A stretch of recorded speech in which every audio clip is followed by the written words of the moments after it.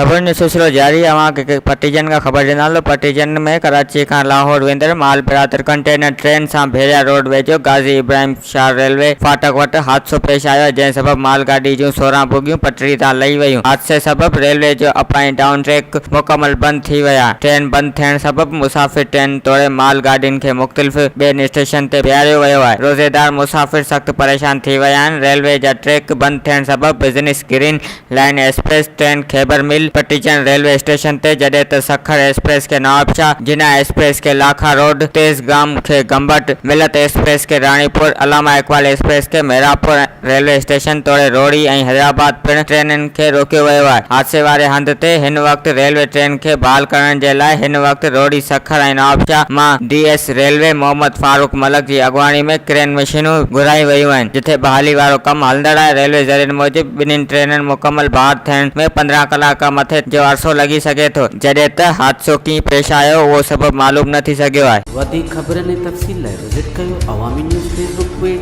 YouTube page ऐं अवामी news website.